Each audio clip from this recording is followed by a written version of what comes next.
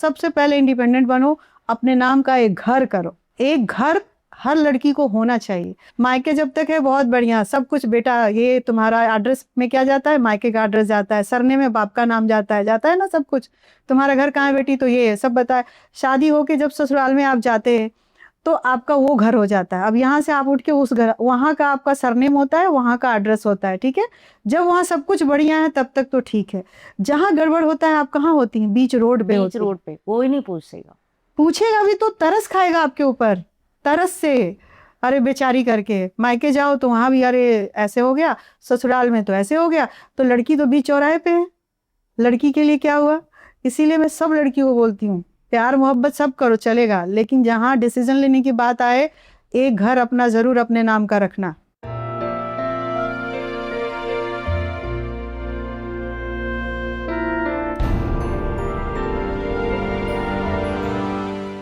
नमस्कार दी, कैसे हैं आप? नमस्कार, बहुत बढ़िया। Welcome to timeless tales with Anjali. Thank you so much. और कैसा चल रहा है अभी? चल रहा है काम काम चल रहा है, धाम। काम दाम चल रहा है। घर परिवार भी चल रहा है, क्योंकि वर्किंग वीमेंस के लिए तो घर भी उतना संभालना ही है। इम्पोर्टेंट है जितना हमारा काम है। तो जब काम होता है तो काम देखती हूँ, जब समय होता है तो पूरी घर का जो भी, कहीं बिजली का तार ढीला हो गया कहीं ये हैंडल खराब हो गया, कहीं टैप से पानी टपक रहा है, तो वो सब देखना पड़ता है। तो वो दोनों काम चल रहा है लाइफ में। तो दो रूप हैं, एक तरफ है एकदम प्रॉपर गृहिणी वाला, दूसरी तरफ है अपना ऑफ काम। कोर्स यस, क्योंकि दोनों ही संभालना दोनों ही पड़ेगा ना। संभाला, दोनों जरूरी भी अब है। वो दोनों ही बहुत इंपॉर्टेंट है। तो आज हमारे सामने है सिवान की शेरनी रीना रानी जी। और हमारी बातचीत काफी दिनों से हो रही थी पॉडकास्ट पे आने के लिए, पर फाइनली फाइनली आज हमें टाइम मिला है। हमें क्या, मैं तो थी, दीदी को टाइम नहीं मिल पा रहा था। तो नहीं, वो कहते हैं ना, हर चीज का एक संजोग होता है। हम चाहे कितनी भी कोशिश कर ले, कुछ भी कर ले, जब तक संजोग नहीं बनेगा ना तब तक वो चीजें नहीं होती। नहीं तो होती। ये संजोग बना आज का, और आज हम लोग एक साथ बैठे। और इसको बनाने के लिए बहुत ज्यादा टाइम भी नहीं लेना पड़ा, एकदम फटाफट से हाँ, अभी कर ले तो हाँ ठीक है, कर लेते। बताया ना, संजोग होता है उसके लिए, फिर तो सब कुछ इजी वे में हो जाता है फिर तो। आपको मैं सबसे पहले तो रीना जी ही बोलती हूँ। मैं दीदी थोड़ा सा वैसा हो जाएगा पब्लिक के लिए कि आखिर वो रिश्ता मैं बाद में बताऊंगी। खैर, तो रीना जी से अभी ये जो करियर है आपका, जो लोगों ने इतना प्यार दिया है, आप एक्टिंग कर इंडस्ट्री में इतना काम कर रही हैं, लेकिन इसकी पीछे की कहानी अलग होएगी। बिल्कुल। और जितना मैंने स्टडी किया, 99 में आपने मिस बिहार का खिताब जीता। हाँ हाँ, बिल्कुल सही रिसर्च है। लेकिन क्या है कि अभी भी सिवान के छोटे गांव से निकल के आना बहुत ही मुश्किल है, वो भी बिल्कुल। एक्टिंग के लिए। सही बात है। लेकिन 99 में जिस एक लेडी ने मिस बिहार का खिताब जीता, उसके लिए कितना मुश्किल था? मैं ऐसे सच बताऊं तो मेरे लिए बहुत मुश्किल नहीं था, क्योंकि मेरे मदर फादर एजुकेशन डिपार्टमेंट में थे, और उन्होंने अपने बच्चों को पूरी आज़ादी दी कि वो अपने पसंद का हर काम वो करें जिसमें वो खुश रहें। तो एक उनका, जैसे फैमिली से आपका सपोर्ट होता है तो बाहर की परवाह आप नहीं करते हो। तो वो सपोर्ट हमेशा मम्मी पापा से हम लोगों को मिला। और मेरी माँ अपने ज़माने की डबल एमए लेक्चरर थी, पापा मेरे प्रिंसिपल थे। तो मेरी माँ बहुत प्रोग्रेसिव माइंड की थी। होता है ना, कई घरों में पढ़ी लिखी औरतें हैं तो भी वो बहुत ज़्यादा, ये मत करो, वो मत करो, ऐसा करो, वैसा करो, लेकिन मेरी माँ बहुत प्रोग्रेसिव थे। तो उस समय में जब मेरी माँ की शादी हुई थी, वो तो मेरे नाना जी ने बड़े घर की बेटी, जो प्रेमचंद का नॉवेल है, वो दे के विदा किया था। तो सोचो, जमाने की एक बात हो गई। बाप रे। तो कितने प्रोग्रेसिव रहे होंगे सारे लोग। तो मेरे लिए बहुत मुश्किल फैमिली की तरफ से नहीं हुआ। और मैं एक बात है कि क्योंकि हम लोग के जहन में भी नहीं था ना कि हम इस फील्ड में आ जाएंगे। जी। मतलब हमें था कि हमें, मेरा बचपन से था कि मैं कुछ अलग करूंगी, लेकिन क्या अलग करूंगी ये नहीं पता था। ये मैं सब जगह बोलती हूँ, क्या अलग करूंगी मुझे पता नहीं था। और पापा सरकारी जॉब में, माँ सरकारी में, कि तो बहुत बोरिंग काम है आप लोगों का, सुबह 10 से 5 4, और फिर वही। पापा हंसते थे, बोलते थे, बेटा तो तुम क्या करोगी, तुमको भी तो नौकरी ही करनी है। मैंने कहा करूंगी पापा, इंडिपेंडेंट तो होंगी, अपनी कमाई की गाड़ी खरीदूंगी, अपनी कमाई का घर खरीदूंगी, सब कुछ अपनी कमाई का करूंगी, लेकिन बहुत बोरिंग है, देखा जाएगा, मतलब ऐसा करके।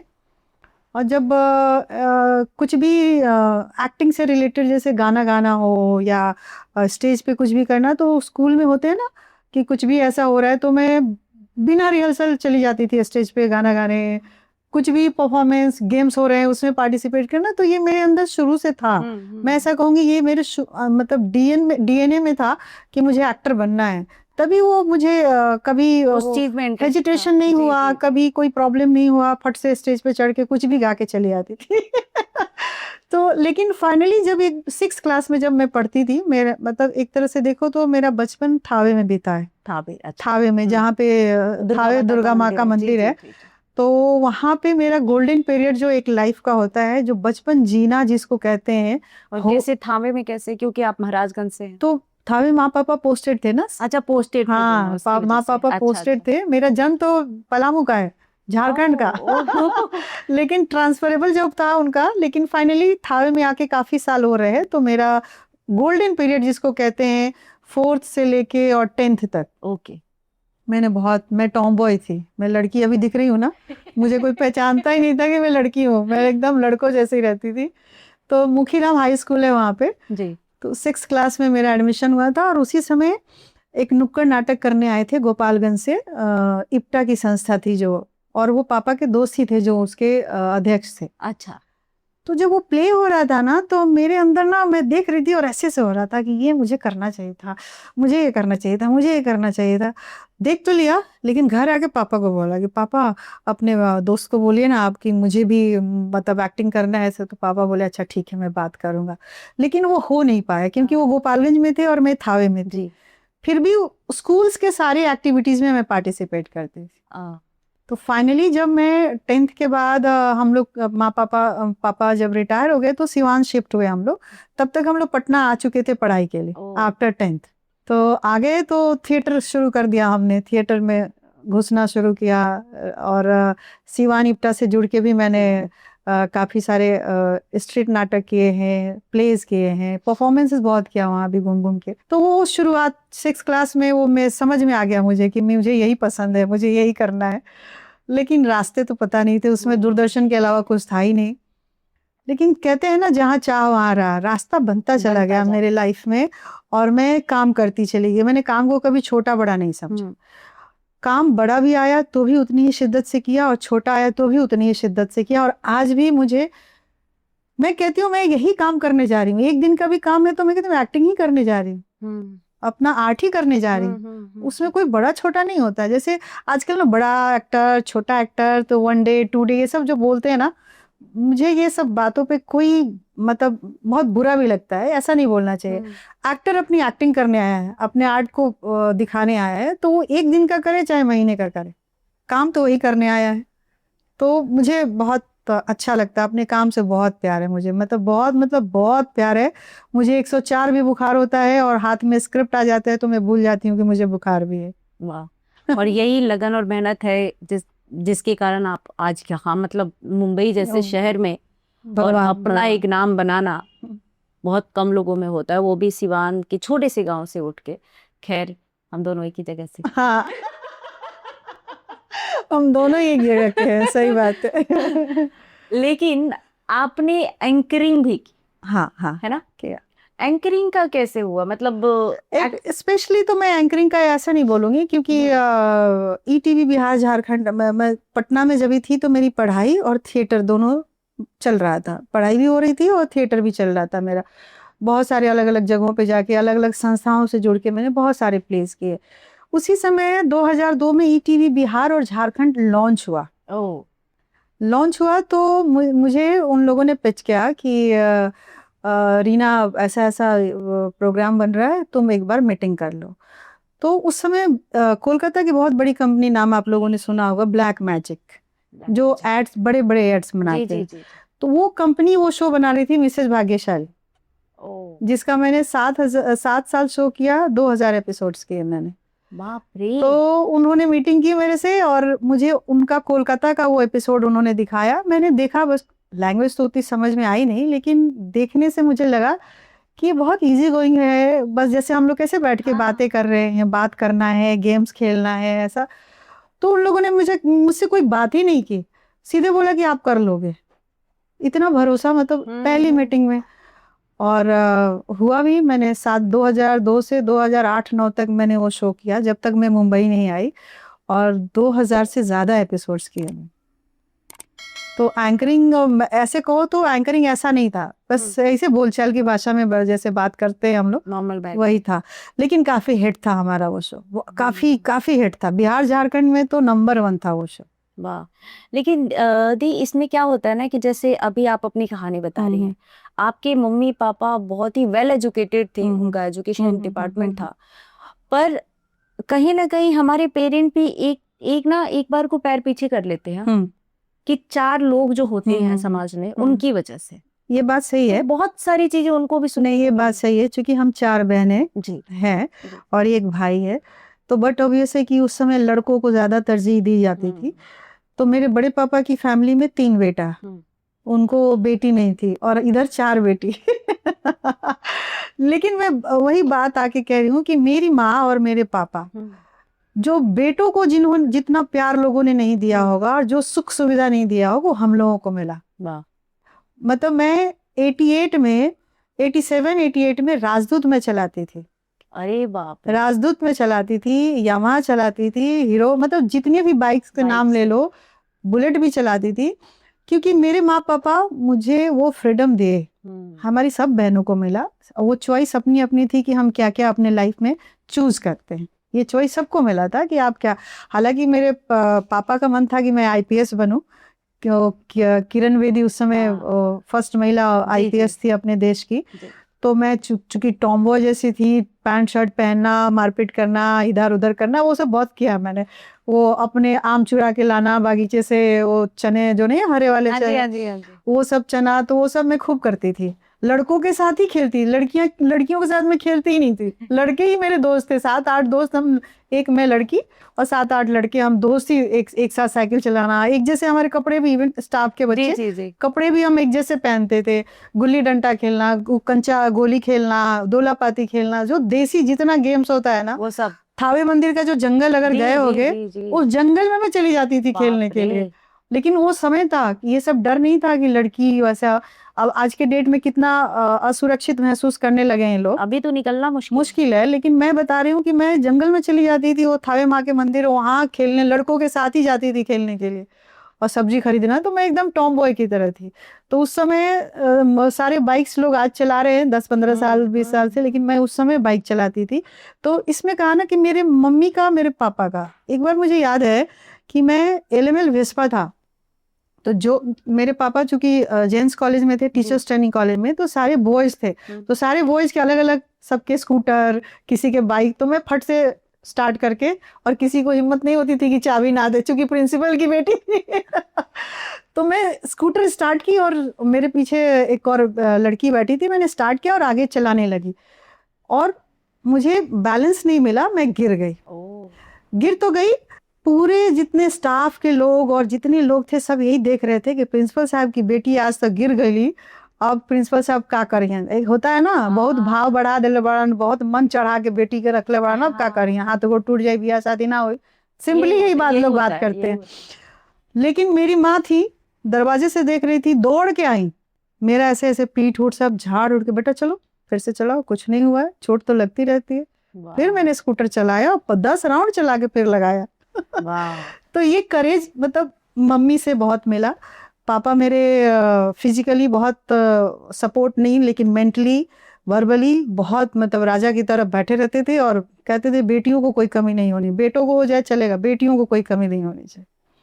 तो ये हम लोग बहुत ब्लेस्ड हैं इस मामले में। मैं ये नहीं कह रही कि सोसाइटी में, बहुत ब्लेस्ड हूँ कि मेरे माँ पापा उतने प्रोग्रेसिव और उतने प्यार दुलार, मतलब मेरे दोस्त कहते थे कि अरे यार ये पापा मम्मी हम लोग को मिल जाते जब आते थे घर पे, तो बहुत लकी है। हाँ, ब्लेस्ड हैं। और बहुत आज के डेट में अगर किसी को भी ऐसे माँ बाप मिल जाते हैं ना, तो बहुत ही लकी इंसान है, क्योंकि खासकर लड़कियों के लिए तो, बिल्कुल सही बोल रहे हो। लड़कों के लिए कोई रोक टोक नहीं होता है कि लड़का है क्या ही हो जाए, सही बात है, सही पर लड़कियों के लिए है। लेकिन आज के डेट में लड़कों को ही सब सिखाना जरूरी है। हाँ, ये लड़कियों को अब नहीं सिखाना है कि बेटी तुम ये करो वो करो। वो उनको भगवान ने उतना सेंस दिए रखा है कि वो कैसे सिचुएशन, किसी भी परिस्थिति में अपने आप को ढाल के रह सकती हैं। इक्के दुक्के की बात मैं नहीं करूंगी, लेकिन लड़कियों में भगवान ने बहुत सहनशीलता तो दी है, त्याग समर्पण सब भावना पूरे कूट कूट के भरा। लेकिन अब बारी है लड़कों को सिखाने की, मम्मी पापा जो भी हैं, बहनें जो घर में हैं, वो अपने बच्चों को, भाई को, बेटे को सिखाएं कि नहीं तुम्हें ये सब सीखना है, तुम्हें तमीज से रहना है। तो ये आजकल ये जरूरी हो गया। मैंने अभी कुछ दिन पहले ही फेसबुक पे एक वीडियो अपलोड किया था जिसमें मैंने उनसे क्वेश्चन किया था कि क्या जो लड़की देखने जाते हैं लोग, 10 लोग मिलके जाते हैं, तो जो सवाल लड़की से पूछते हैं तो लड़की के माँ बाप को भी सेम चीज पूछना चाहिए ना लड़कों से, बिल्कुल पूछना कि चाहिए। आप अपने घर में महिलाओं की कितनी इज्जत करते हो। बिल्कुल पूछना चाहिए, क्योंकि जब लड़की से पूछा जाता है तो लड़के से क्यों नहीं, क्योंकि दोनों एक साथ रहने वाले हैं।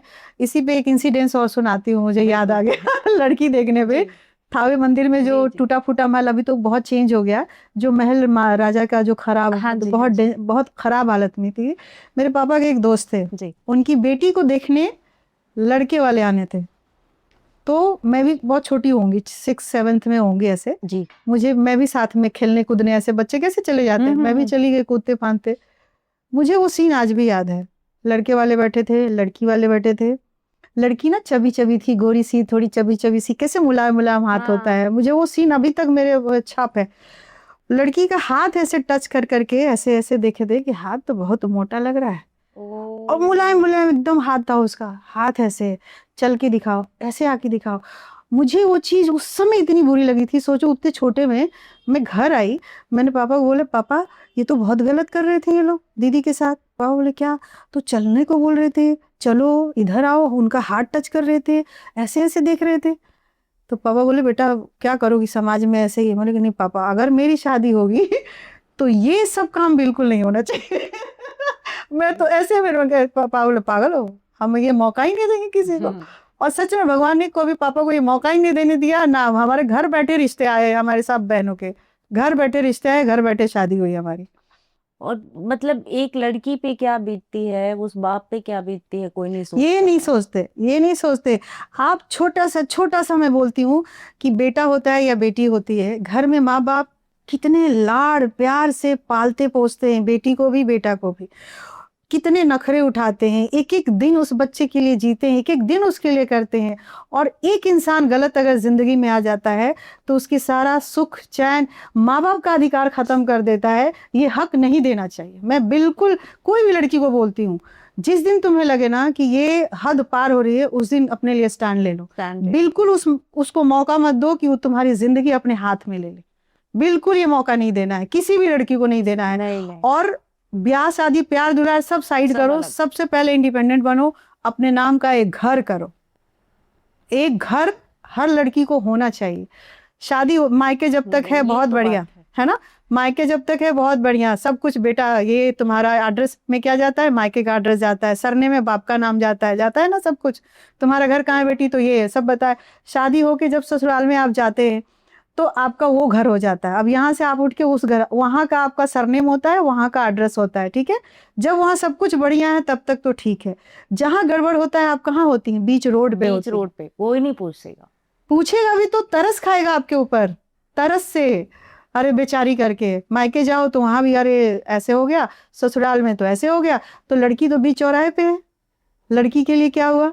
इसीलिए मैं सब लड़कियों को बोलती हूँ, प्यार मोहब्बत सब करो चलेगा, लेकिन जहां डिसीजन लेने की बात आए, एक घर अपना जरूर अपने नाम का रखना, ताकि तुम भी अपने हक से अपने हिसाब से रहो। चाहे मायके अच्छा हो बुरा हो, चाहे ससुराल कि भाई तुम्हारा ये हाँ बिल्कुल मेरा अपना बिल्कुल हर लड़की को ये सबक लेके। और स्पेशली आज का जो समय चल रहा है, मैं ये नहीं कह रही कि सिर्फ लड़के ही दोषी हैं, लड़कियां भी दोषी हैं, लेकिन लड़कियों को ज्यादा होता है क्योंकि वो 40-45 के एज में अगर लड़कियों को छोड़ दिया जाए या डिवोर्स हो जाए या सेपरेट हो, कहाँ 40-45 फिर से वो लाइफ को शुरू करने का स्ट्रगल। तो ये घर होगा, एटलीस्ट छत होगा, फिर कुछ ना कुछ तो कर ही लेंगे, बहुत सारे काम है कर सकते हैं। बिल्कुल। आपने 7-8 साल काम किया TV ETV Bihar Jharkhand ETV. उसके बाद फिर आप मुंबई आई। हाँ, मुंबई में स्पेशली आई नहीं क्योंकि मैंने सोचा नहीं था मुंबई आऊंगी। क्योंकि हमारे लिए तो बहुत बड़ी बात होती है ना, घर परिवार बच्चा, मेरा बेटा था, तो मुझे लग रहा, मतलब ये तो हमने सोचा नहीं था कि मुंबई में जाऊंगी काम करने। लेकिन अनिल अजिताभ प्रकाश झा के एसोसिएट हैं, अब तो नहीं रहे बेचारे दुनिया में। तो वो मेरा शो देखते थे ईटीवी बिहार झारखंड में, मिसेज, क्योंकि वो भी पटना के हैं। अच्छा अच्छा। तो वो एक महुआ चैनल लॉन्च हुआ महुआ था, में। याद होगा आप लोगों को। तो उसपे खानदान सीरियल मेरा एक था, बहुत बड़ा शो था, जिसमें सुधीर दलवी जो साईं बाबा बनते, वो मेरे ससुर बने थे, पारितोषण, शक्ति सिंह, ये हम, सीमा पांडे, ये बहुत अच्छा स्टार कास्ट था। तो उनको मेरा नंबर कहीं से मिला और उन्होंने मुझे वहाँ पटना फ़ोन किया कि बेटा मैं एक शो बनाने जा रहा हूँ और उसमें 2 फैमिली, एक बड़ी फैमिली एक छोटी, तो उसमें देवरानी के रोल के लिए आपको मैं चाह रही हूँ। मैंने कहा सर मैं तो यहाँ बहुत अच्छा काम कर रही हूँ, मैं तो वहाँ की स्टार थी बिहार झारखंड में, जहाँ जा रही हूँ वहाँ रीना रानी रिबन काटना हो, कुछ भी हो तो रीना रानी। तो मैंने कहा सर मैं तो स्पेशल ऑलरेडी मैं यहाँ बहुत एस्टैब्लिश हूँ, काम कर रही हूँ, सब कुछ है। बोले बेटा मुझे महीने का 10 दिन तुम दो, फिर हम लोग देखेंगे। मैंने कहा माँ से बात किया तो माँ ने कहा बेटा ठीक है हम लोग संभालेंगे, तुम जाओ। तो मैं 2 महीने ऐसा हुआ, 10 दिन के लिए आई, फ्लाइट से आती थी, 10 दिन काम करती थी, फिर चली जाती, फिर अपना मिसेज भाग्यशाली करती। लेकिन मेरे काम को देख के अनिल जी ने मुझे अब बोला कि बेटा अब तुम पटना नहीं जाओगे, वो शो छोड़ना पड़ेगा तुमको। फिर मैंने कहा सर कैसे होगा, वो लोग परेशान हो जाएंगे। बोले नहीं और रास्ता बनेगा, बनाएंगे। फिर मैंने उनको बोला, माँ से बात की, फाइनली मैं उस शो को करने के लिए मैंने सोचा ये शो खत्म करूंगी और फिर मैं लौट जाऊंगी। लेकिन मुंबई ने लौटने नहीं दिया मुझे, काम पे काम, काम पे काम, काम पे काम, भगवान की कृपा से, माँ बाप के आशीर्वाद से मुझे मिलता ही चला गया और मुझे जाने ही नहीं दिया मुंबई ने, मुझे यहीं रोक लिया और मैं यहीं की रह गई। एक बार जो मुंबई आ जाता है हाँ, मुंबई मुझे रोक ही लेता मुझे है। बहुत पहले पराया भी लगता था ना मुंबई, अपना कोई जैसा नहीं नहीं होगा, लगता था। कोई होगा नहीं। हाँ, और बहुत चीजें अपनी तरफ से अलग है ना, कि यहाँ पानी के लिए भी, ये के लिए भी, वो के लिए भी, और अपने तरफ क्या, बटन दबाओ पानी भर गया टंकी में, काम करो, पानी बहाओ, चाहे जैसे भी होता है ना। और हर चीज के लिए किसी को भी चाचा चाची, अपने कोई भी पड़ोसी भी तो अपना ही है वहाँ पे। यहाँ तो बहुत फॉर्मेलिटी के साथ, लेकिन धीरे धीरे बहुत अच्छा लगने लगा ये लेकिन शहर। वो कब कब का टाइम था दी? मैं बता रही हूँ ना, ये 2009 की बात बता रही, 9-10 की 9 बात की बात बता रही हूँ। बता हाँ, 16-17 साल हो गए मुझे, 17 साल हो गए होंगे। तो फिर धीरे धीरे तो फिर काम करने लगे आप, जगह बनने लगी, फिर लोग बनने लगे, आपके मिलने लगे, फिर अपने होने लगे, और फिर ये शहर ने मुझे अपना लिया, मैंने भी इसको अपना लिया मुंबई को। फिर अब बहुत अच्छा लगता है, बहुत बढ़िया अभी लगता तो खैर आपका एक परिवार ही हो है। गया हाँ है, हाँ, सब बहुत बहुत अच्छी फैमिली यहाँ भी अपनी है। अपनी है। हाँ, तो बहुत बढ़िया हो गया अभी तो। लेकिन कब क्या अंतर देखती हैं आप? डिफरेंस क्या है अभी तब के डिफरेंस मुंबई में और अभी के मुंबई में? जब भी मैं आई थी तब भी जी वही जी। था, अभी भी वही है। अभी तो थोड़े से मेट्रो आ गए, फ्लाईओवर बन गया, ब्रिजेस बन गए, और क्या, भीड़ तो उतनी है, भीड़ तो यहाँ की कम होनी नहीं है। इंसानों में, इंसानों में मैं ये नहीं बोलूंगी, इंसान भी पहले भी वही थे, लेकिन जब आप नए होते हो, आपका परिचय नहीं होता है, चीजें अनजानी होती हैं, तो सब कुछ अनजाना अनजाना लगता है। फिर धीरे धीरे जब चीजों को आप अपनाते हो, फिर वो आपको अपनाते हैं, तो फिर अपना बन जाता है। तो वैसा ही है, बहुत ज्यादा चेंज नहीं हुआ। काम करने आए थे, काम कर रहे हैं यहाँ पे। आपको डर नहीं लगा कोई अनजान इंसान आपको फोन कर रहा है? मेरा नहीं, मुझे इसलिए नहीं लगा कि अनिल अजिताभ जी तो पटना के ही थे, जी। और जो वहाँ के मेरे जितने भी दोस्त हैं सब जानते थे उनको। अच्छा, तो चूंकि थिएटर से थे, वो भी आए थे, वो भी तो मुंबई आए, पटना से ही होके काम करके आए थे ना। तो जो रंगमंच वाले लोग थे सब उनके दोस्त थे, तो सबने बोला कि नहीं नहीं, वो अनिल जी तो प्रकाश झा के एसोसिएट रहे हैं, तो कौन नहीं जानता उनको। तो फिर मैं आ गई। फिर एक दोस्त मेरी मीरा रोड में रहती थी, उसके घर मैंने 10-10 दिन में 2 महीने रही। फिर जब तीसरे महीने से घर लेना पड़ा मुझे, फिर मैं रेंट पे घर लेके रही, फिर काम किया, काम करते करते काम मिलता चला गया, काम बढ़ता चला गया। तो आपके काम से मुझे याद आया कि आपने किया था वो, पता नहीं मेरे को नहीं याद है कि कब एग्जैक्ट का है, पर निमकी मुखिया। हाँ, निमकी मुखिया 2017 का। 2017 का। हाँ, 3 साल चला वो शो। अब वो निमकी मुखिया, मतलब इतना आप फेमस थे, और हाँ। आप इसलिए फेमस नहीं थी हाँ। आपके कैरेक्टर के लिए। हाँ। किसी एक ने बोल दिया था, खासकर मैं अपने गांव की हाँ। बता रही हूँ बात, किसी ने एक ने बोल दिया होगा कि ये जो कैरेक्टर है ना, ये अपने तरफ की है, महाराजगंज की। वो काम का नहीं होता था, वो होता था देखा कैसन करत किया, अरे ओकरा के ऐसे कर ले हल भैया, ऐसे कर। अच्छा ये जानते लोग नहीं कि हाँ। ये महाराजेगंज की है। हाँ, अब तो बट ऑब्वियस है ना कि अपनी तरफ क्या है, कोई भी पता चल जाता है कि ये अपनी तरफ की है, तो लोग हाँ। उस नजर से और ज्यादा देखने लगते हैं ना वही कि वही अपने गांव भर की या अपने शहर की है, तो वो एक और लगाव भी हो जाता है एक ना लगाव उनको। हो जाता है। हाँ मेरे को बुलाते थे, हालांकि मेरा एक्टिंग से तब लेना देना हाँ। कोई कुछ भी नहीं था, पर मेरे को बुलाते थे, पता है ये अपने तरफ की है। अब उनको क्या पता था, मुझे भी नहीं पता था कि हम इधर आके मिलेंगे। हाँ, सही बात। पर मैंने आपको सबसे पहले बताया था कि परितोष के घर पे हाँ होली के लिए, हाँ, वहाँ मिले थे हम लोग। तो वहां बताया था मैंने आपको कि आप दादी के गांव से हैं। बिल्कुल बिल्कुल। बड़ा अच्छा लगा था मुझे, वहां पे सब अपने अपने मिले, भोजपुरी हाँ वाले लोग मिले। हाँ फिर हाँ। मुझे समझ आया कि अच्छा, मतलब जहां भी मैं जाती हूँ ना, तो मैं हिंदी में बात नहीं करती, नहीं करना क्यों? एकदम भोजपुरी में, टिपिकल भोजपुरी। देखो मैं कह रही हूँ ये मेरी भाषा है भोजपुरी। हम महाराष्ट्र में हैं तो यहाँ लोग मराठी बोलते हैं, बंगाली के पास जाते हैं बंगाली बंगाली। बोलते हैं, जो पंजाबी के पास जाते हैं, तो एक मातृभाषा जो होती है वो सबकी होती है, सब बोलते हैं। तो मैं भी बोलती हूँ, तुम भी बोलते हो, क्यों नहीं बोलेंगे? क्योंकि हम पैदा हुए हैं उसी भाषा में ना, बिल्कुल बिल्कुल। उसी माहौल में पैदा हुए हैं, और हम कहीं भी बैठे रहेंगे तो वो भाषा कैसे छोड़ देंगे? भाषा थोड़ी छूटती है, मिट्टी अपनी थोड़ी छूटती है। हमारा ये कर्म क्षेत्र है जहाँ पे हम कमा रहे हैं, सर्वाइवल है, यहाँ से भी मुझे बहुत प्यार है, लेकिन जहाँ पैदा हुए हैं, जो हमारी मिट्टी है, जो माँ है, उसको कैसे हम छोड़ देंगे? तो वो तो पॉसिबल किसी के लिए भी नहीं है, किसी भी भाषा वालों के लिए नहीं है ना, सबको अपने भाषा से प्यार है। वो एक अपनापन अपने आप बिल्कुल बिल्कुल, होता ही है, होता है। सेम लैंग्वेज वाले लोग मिलते हैं तो लगता है ये हमारे अपने हैं, दूर देश में बैठे हाँ हाँ हाँ, परदेश में तो और ज्यादा और ज्यादा भले हो जाता है। अपने शहर में उतना भाव दो चाहे नहीं दो, जब बाहर मुंबई मिलते हैं तो अरे हम हो जाके हम हो जाके शुरू हो जाता है। तो दीदी आपने सीरियल भी किया, आपने भोजपुरी फिल्में भी अभी तक आप कर रही हैं, हाँ। हालांकि आपका सीरियल भी चलते रहता है। मैं दोनों में डिफरेंस जानना चाहूंगी कि दोनों में क्या अंतर देखती हैं आप, जब आप दोनों प्लेटफॉर्म पे काम अलग अलग कर रही होती हैं, तो दोनों के काम करने का स्टाइल, दोनों के लोग। काम तो दोनों एक ही है, वहाँ भी कैरेक्टर प्ले करते हैं, यहाँ भी कैरेक्टर प्ले करते हैं। फिल्म में क्या है कि आप 1-2 घंटे की फिल्म करते हैं, आपका एक शेड्यूल होता है, उस शेड्यूल में आपका काम खत्म हो जाता है, आपको ब्रीफ कर दिया जाता है कि आप ये कैरेक्टर है वो, फिर आप उस कैरेक्टर को अपने जहन में रख के परफॉर्मेंस देते हैं, फिर एक सर्टेन टाइम के बाद फ्री हो जाते हैं। डेली सोप में क्या है, डेली ही है, डेली आपको डिलीवर करना है, डेली आपको ऑन एयर होना है, तो रोज का वो जैसे नौकरी एक तरह से समझा जाए कि सुबह जाना रात को आना, सुबह जाना रात को आना, सुबह जाना रात को आना, और फिर वो सर्टेन पीरियड भी नहीं है कि आपका शो 6 महीने चलेगा, साल भर चलेगा, 3 साल चलेगा, कितने साल। तो ये तो डिफरेंस होता ही है। फिल्म में क्या है कि सीन्स कम होते हैं करने को पूरे दिन में, 2 सीन हो गया, 3 सीन तो बहुत हो गया फिल्म में, लेकिन सीरियल में 5-6 सीन टारगेट होता है कि हमको आज 21 मिनट का फुटेज निकालना, तो वो वर्कलोड एक होता है, एक प्रेशर होता है कि आज इतनी मिनट का सीन ही निकला, अरे यार आज तो इतना ही मिनट का से, ये डिस्कशन होता है सेट पे, कैसे होगा लॉस हो जाएगा ऐसा, तो ये डिफरेंस है। और बहुत महीनों तक आप एक ही सेट पे जाते रहते हैं, एक ही लोगों से मिलते रहते हैं, तो फिर वो अलग माहौल होता है।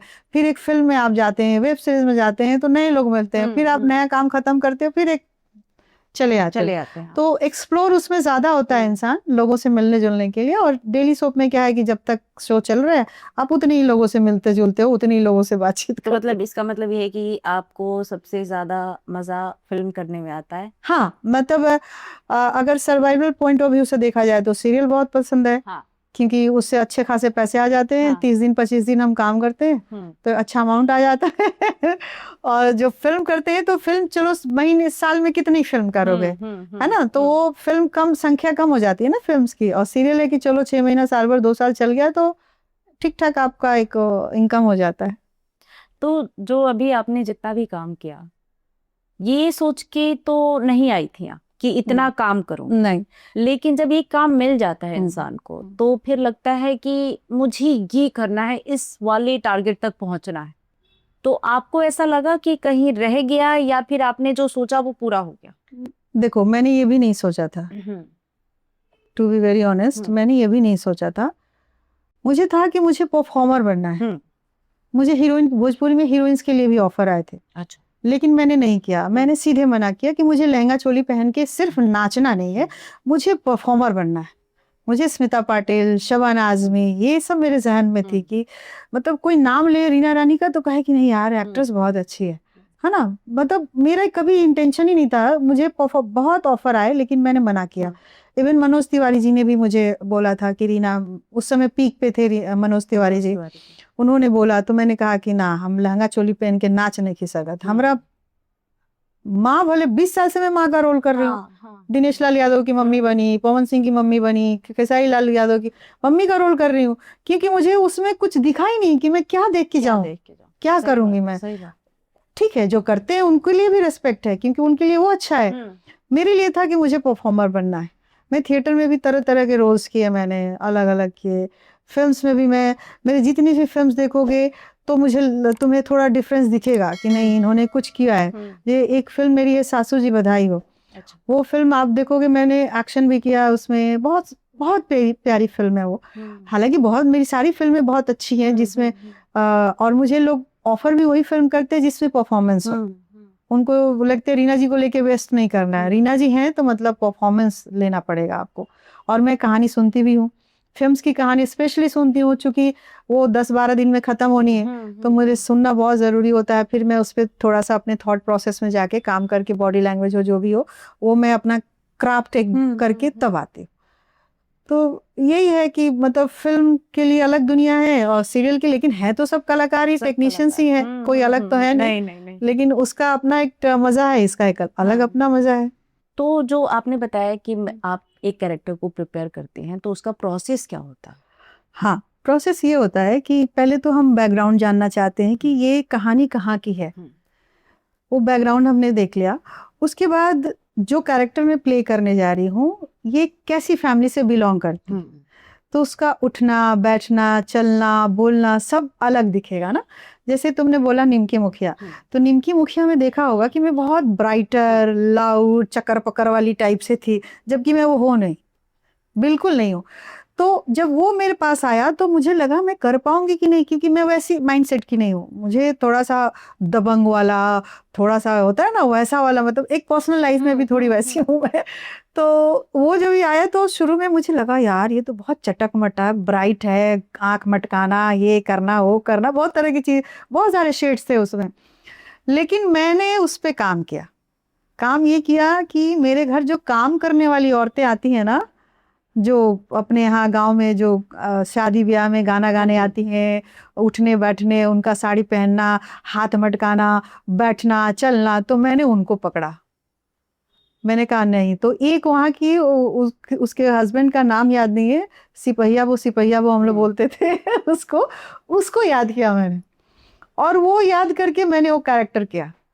जो आंगन में आना, साड़ी पकड़ के चलना और मटक के बोलना, खूब हाथ ऐसे ऐसे करके बोलती थी मैं, जो जितनी चीजें तुमने देखी होगी, मुंह फाड़ के सोना, ऐसे तो वो सब मैंने उसको पकड़ा था। वही होता है, कहीं पे हम कहते हैं ना कि कहाँ जहाँ पे ऑब्जर्व करते हैं वो एक दिन काम आता है। हाँ, तो मैंने उसको जहन में डाला और फिर मैंने वो परफॉर्मेंस किया। और वो मैं बताऊं, वो कैरेक्टर बहुत छोटा था, जब वो लिखा गया था बहुत छोटा लिखा गया था, लेकिन मेरे परफॉर्मेंस की वजह से जमा हबीब जो राइटर थे और प्रोड्यूसर भी थे, उन्होंने उस कैरेक्टर को बढ़ाया, जो लोगों को इतना पसंद आने लगा, वो कैरेक्टर इतना पसंद आने लगा कि मैं 25 डेज 30 डेज में शूट करती थी, जबकि ऐसे देखो तो वो मुश्किल से 10-12 दिन का काम था।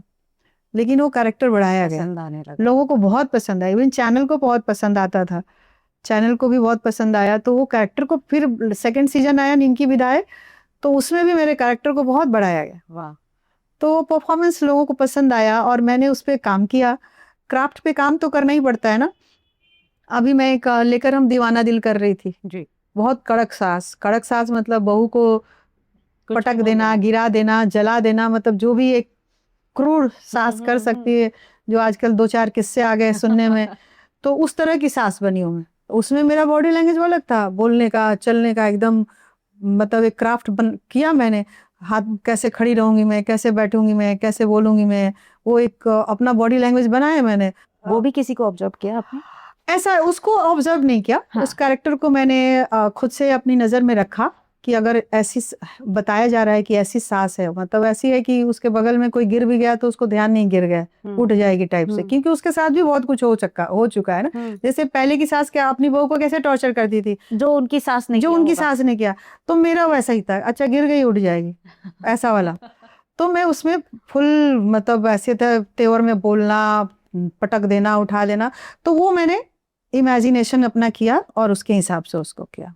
लेकिन कभी कभी आपके साथ ऐसा हुआ है, जब मैं सीरियल कर रही थी तो मेरे साथ हुआ है, इसकी वजह से मैं आपसे पूछ रही हूँ, जैसे आपका कोई नेगेटिव कैरेक्टर हो, आप प्ले कर रहे हो और आसपास ही या फोन पे आपने अपने कैरेक्टर के बारे में शिकायत करते हुए सुन लिया हो कि अरे यार मतलब कैरेक्टर का नाम रख के कि अरे अच्छा यार नहीं करे। गजब गजब वो करती है, बताओ ऐसा करे कि चाहिए ओकरा हाँ ने ओकरा के मार देलो सुकरा के मार दे। ये तो बहुत सुना है, ये तो हमारी उपलब्धि है, ये तो मैं खुश हो जाती हूँ अगर मैं वो मतलब लेकर हम दीवाना दिल समझो तो ग्रे शेड ही है, नेगेटिव है। बेटा नेगेटिव को है। इतना ज्यादा प्यार करती है, और बेटी बहू को भी कुछ होता है, बहू को भी कुछ होता है, वो ध्यान ही नहीं देती है।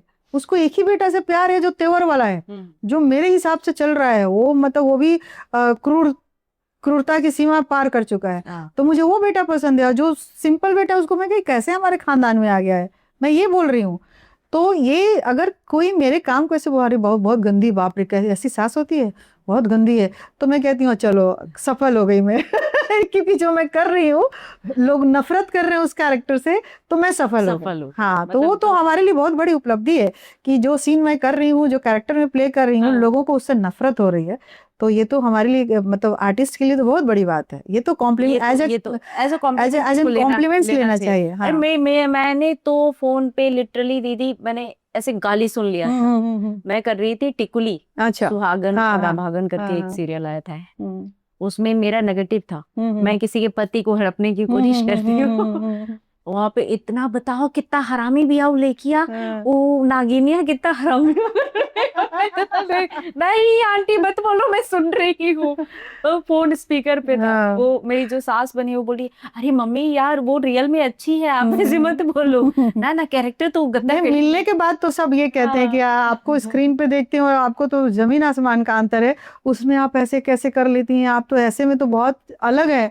तो वो तो हम एक कैरेक्टर प्ले करते होते हैं, अगर वो सही नहीं कर पाएंगे तो फिर हम बेकार हैं, फिर असफल हो गए, जस्टिफाई कर रहे हैं। हाँ, इसकी वजह से कैरेक्टर जस्टिफाई तो करना ही पड़ता है। बिल्कुल बिल्कुल। आपके करियर का, आपके काम का कोई ऐसा यादगार पल जो अभी तक आपको याद हो, कोई ऐसा मतलब जो ऐसा इंसिडेंट? देखो ऐसे तो हम कलाकार हैं, अपने सब काम से प्यार है, हर चीजों से प्यार होता है, लगता है कि मतलब ये हर चीज को हम जीते हैं उस चीज को। लेकिन मतलब ऐसा कहना बड़ा मुश्किल है, लेकिन फिर भी मैं एक चीज बताऊंगी कि मेरे पापा कभी मेरे शूट पे नहीं गए। अच्छा। उन लोग मतलब जैसे अभी आजकल ना मम्मी पापा सब जाते रहते हैं, कोई भी जाता है, मैंने जब से काम शुरू किया मेरे ना माँ गई, मेरी ना माँ गई कभी सेट पे, ना पापा गए। और मुझे बहुत होता था कि मेरे माँ पापा भी आए, लेकिन पता बेटा नहीं, तुम अपना काम कर रही हो, काम करो, वहां जाके हम लोग डिस्टर्ब। लेकिन एक बहुत अच्छा लगा जब बिहारी हो तो ऐसा एक हम लोग मैं और मनोज तिवारी एंकरिंग कर रहे थे वो शो में, और नीतीश कुमार पहली बार मुख्यमंत्री बने थे।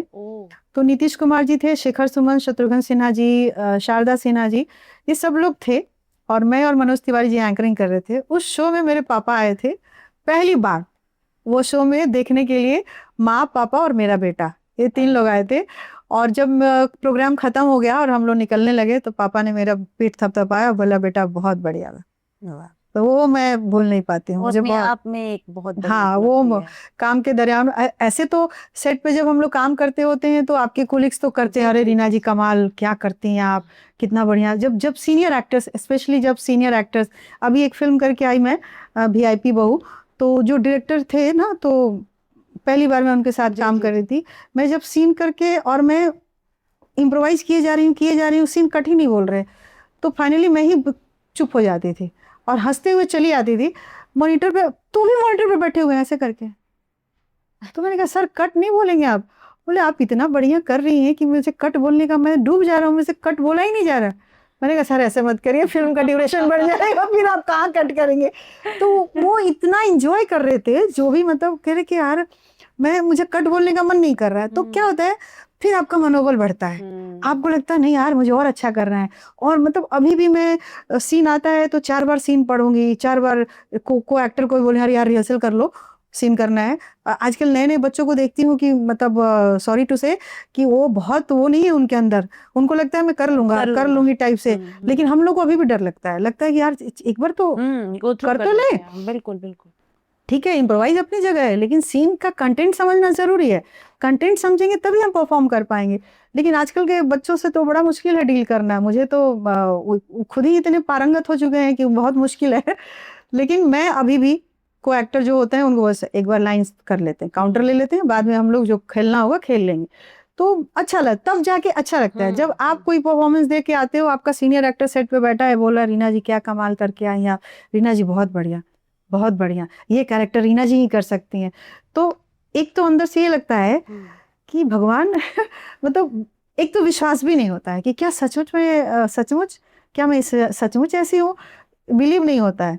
लेकिन फिर मनोबल बढ़ता है तो और भी ईमानदारी बढ़ती है, और भी मेहनत करने का मन करता है, लगता है कि यार और मेहनत करना है और अच्छा करना है, किसी को डिसअपॉइंट नहीं करना है। और एक खुद के लिए सेल्फ सेटिस्फेक्शन के लिए बहुत जरूरी होता है। जब हम किसी दिन खराब काम करके आते हैं ना, उस दिन बहुत गंदा लगता है, मन में चलता रहता है यार वो सीन मुझे ना ऐसे करना चाहिए था, गड़बड़ हो गया। लेकिन आप कट टू कट सीन पे सीन किए जाए तो कहीं ना कहीं तो गड़बड़ होना है, तो अगले दिन फिर लगता है आज ठीक करना है ना। तो ये लगन खत्म नहीं होनी चाहिए। एज एन मतलब एक्टर बोल रही हूँ, ये लगन खत्म नहीं, मरते दम तक होना चाहिए कि मुझे अच्छा करना है, अच्छा करना, अच्छा करना है। वो भूख नहीं खत्म होनी चाहिए। और यही रीजन है शायद अच्छा करना है की वजह से आप शायद काम करते रह रही टच मतलब इस मामले में मैं इस समंदर में मैं हूँ। बिल्कुल, मेरी जितनी भी बात हुई है आपसे, आप maximum time out of Mumbai रहती हैं काम के सिलसिले, है ना। तो टचवुड ये बना रहे बिल्कुल। अभी ये था उपलब्धि कि आपने एक किस्सा अपने पापा की बात बताई। एक सबक कौन सी है जो हमारी जो भी ऑडियंस है, आपके जो दर्शक हैं, उनको आप बोलना चाहेंगे कि जिंदगी में ये नहीं करना चाहिए? मैं उनको क्या बोलूंगी? आपने सीखा हो कोई ऐसा सबक जो आपने सीखा हो? हाँ, सबक तो हर दिन सीखती हूँ मैं, हर दिन सीखती हूँ मैं। मतलब अब लगता है कि अरे यार ऐसे नहीं करना चाहिए था, ऐसे होना चाहिए था। अब जाके चलो इस उम्र में भी कुछ तो सीख रही हूँ जाके इस फेज पे भी सीख ही रही हूँ। सीखने को मैं हर रोज सीखती हूँ, हर रोज किसी से। हो सकता है कि अभी हम लोग बातचीत करें, इसी में से तुम्हारी एक लाइन कोई मुझे दिमाग में घुस जाए और मेरे दिमाग में वो चलता रहेगा। तो सीखती रहती हूँ मैं हर किसी से।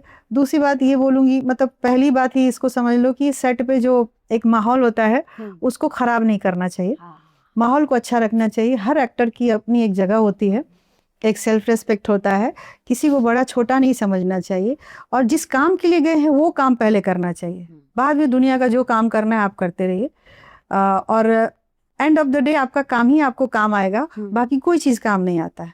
तो मैं किसी के लिए भी बोलती हूँ, जैसे हम लोग सालों महीनों एक सेट पे होते हैं, तो कई बार ऐसा होता है अच्छी ट्यूनिंग होते होते बिगड़ भी जाती है, कई जगह बिगड़ी ही हुई चली जाती है।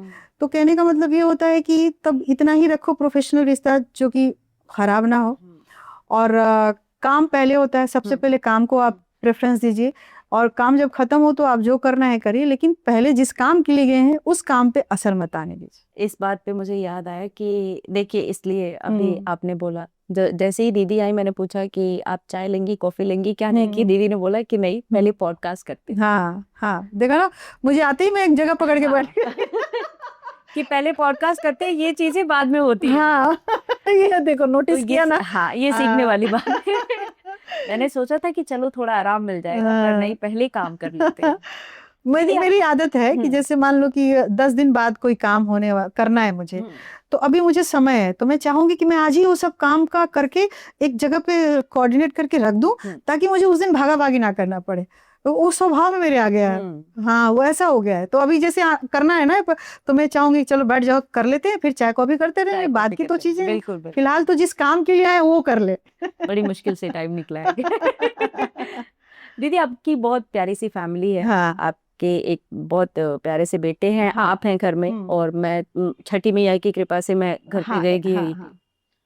आप काम भी करती हैं, घर को भी संभालती हैं, सबसे पहले आपने बोला है स्टार्टर में, लेकिन किस तरीके से आप मैनेज करते हैं, क्योंकि दोनों बहुत अलग अलग चीज, बहुत अलग है। हाँ, तो दोनों को मैनेज करना कैसे होता है? शुरुआती दिनों में मेरी माँ थी साथ में, मतलब वो जब मुझे कहीं जाना होता था तो माँ संभाल लेती थी, आ जाती थी।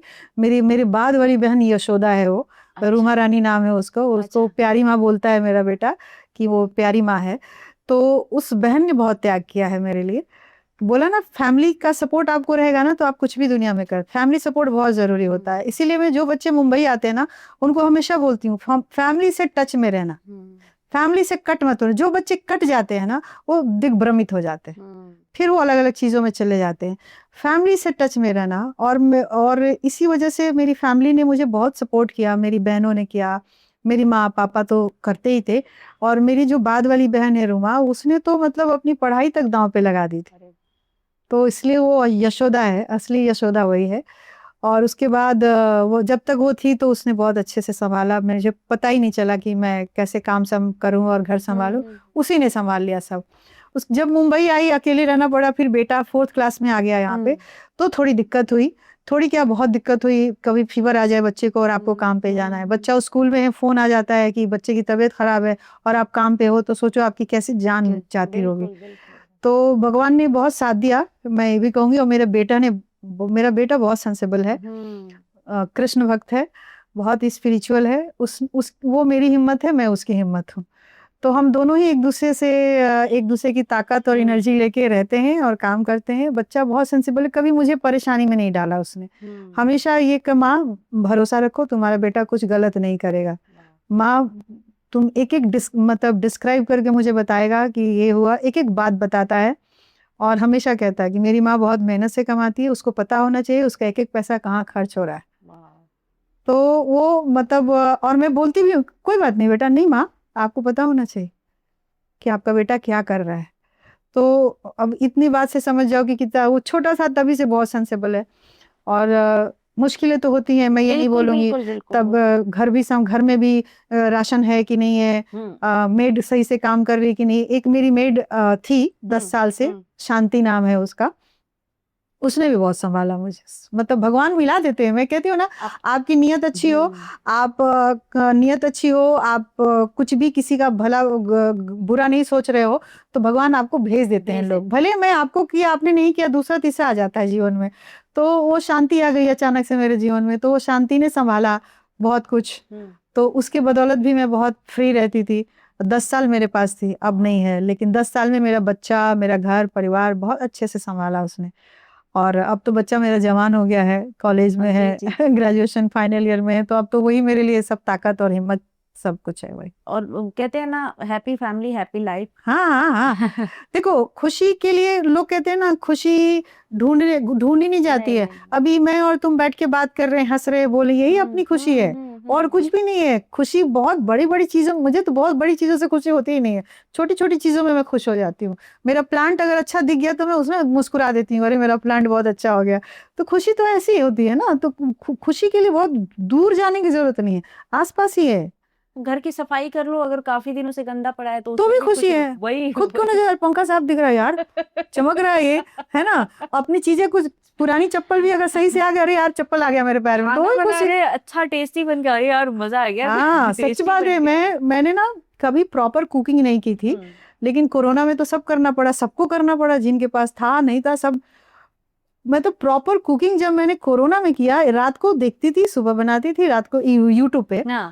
और अब मुझे बहुत मजा आने लगा। अब मुझे कलर देख के, उसका टेक्सचर देख के ना, अब मजा आता है कुकिंग करने में। अब मैं लोगों को टिप्स देती हूँ, ऐसे कर लो, ऐसे ठीक। अरे रीना, तुम खाना में कब से ऐसे इंटरव्यू, मैंने कहा यार आ गया मुझे, अब मुझे समझ में आ गया ये कितना बड़ा आर्ट है। खाना बनाना भी बहुत बड़ा आर्ट है, बहुत बड़ा आर्ट है।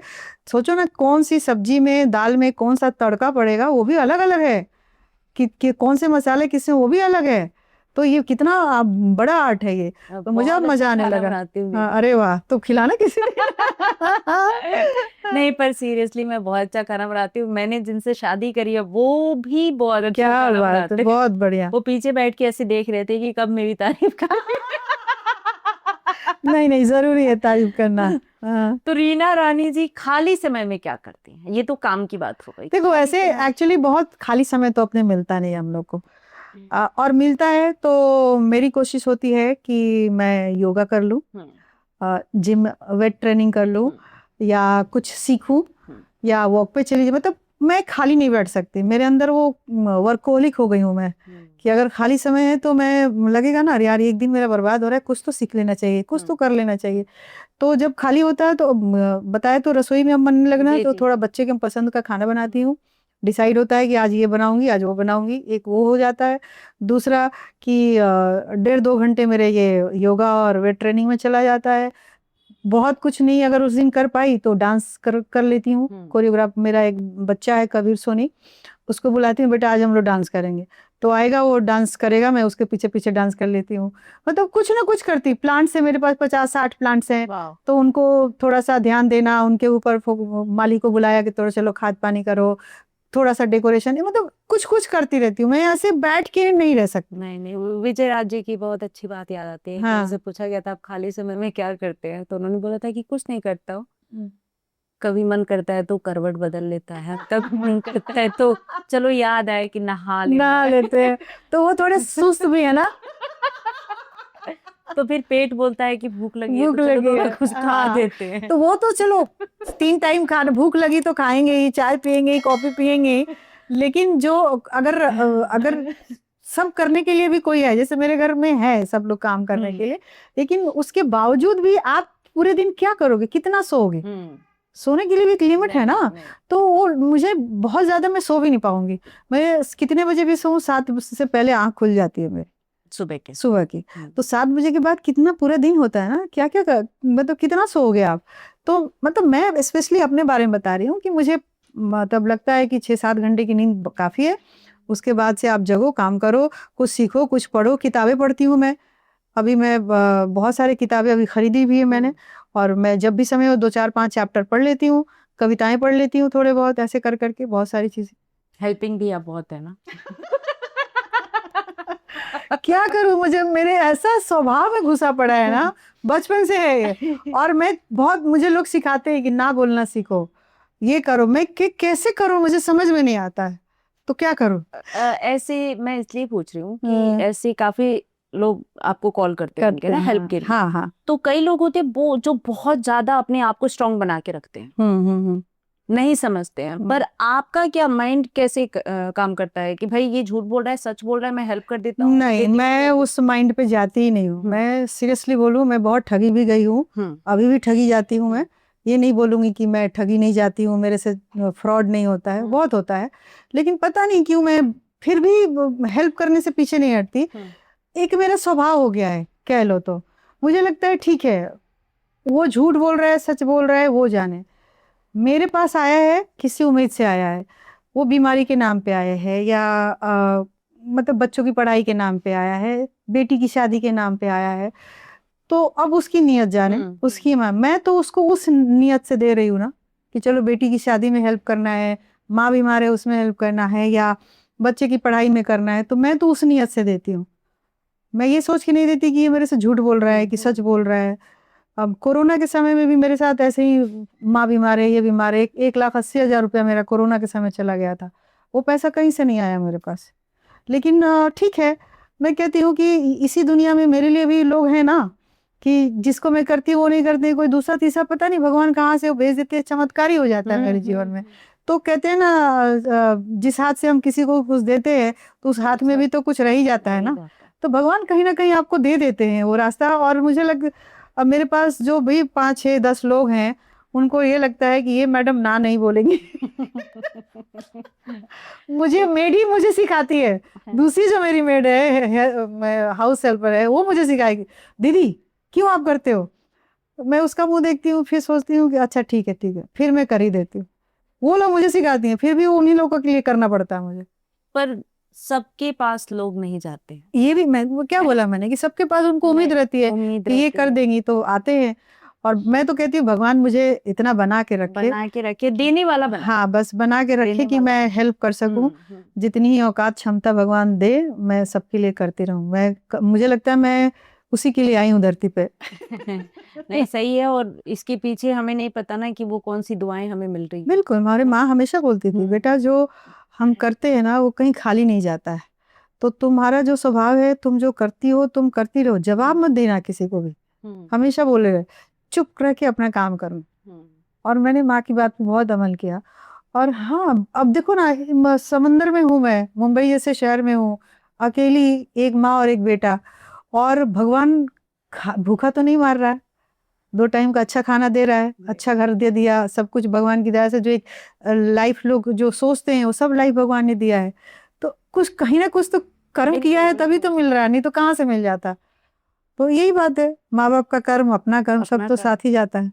सब, हाँ, बिल्कुल बात। बिहार की बेटी हैं आप, सिवान की बेटी हैं, महाराजगंज की बेटी हैं। कौन सी बात ऐसी है आपके अंदर जिस बात पर आपको गर्व होता है कि मैं बिहार की बेटी? ऐसा कौन सी बात है, काम होगा क्या? हाँ, मैं ये गर्व करने के लिए बहुत सारी चीजें हैं। एक तो बिहार का इतिहास ही इतना गौरवशाली है, और उस धरती से हम हैं, तो वो तो ऐसे ही प्राउड की बात है। लेकिन सिर्फ इतिहास पे ही गौरव करके अपना जीवन बिताना वो भी बेवकूफ़ी है। उसके लिए खुद भी इतिहास बनाना चाहिए, और उस इतिहास को सहेज के रखना चाहिए, संभाल के रखना चाहिए, और खुद हम कितना अपने स्टेट के लिए, समाज के लिए, या आसपास के लोगों के लिए क्या कर रहे हैं, उस पर भी फोकस होना चाहिए इंसान का।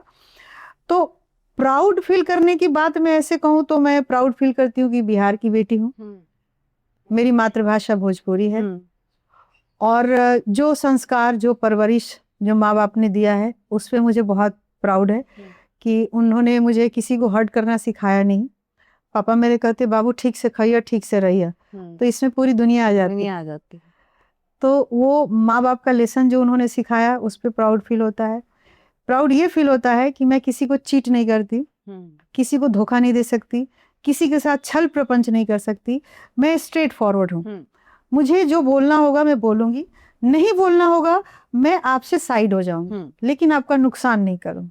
चाहे आप कितनी बड़ी भी दुश्मन आप मेरी होंगी, मैं आपका नुकसान नहीं कर सकती। और ना मेरे मुंह से आपके लिए लोग तुरंत श्राप उराप देने लगते हैं, वो नहीं निकलता। मैं सब ठीक है, कोई बात नहीं, ठीक है, भगवान है, सबके लिए भगवान है, करने दो, देखने दो। ऐसा नहीं कि हर्ट नहीं होती, होती हूँ, लेकिन मैं बुरा नहीं सोचती, बुरा नहीं करूंगी आपका, चाहे आप मेरा लाख कुछ कर ले।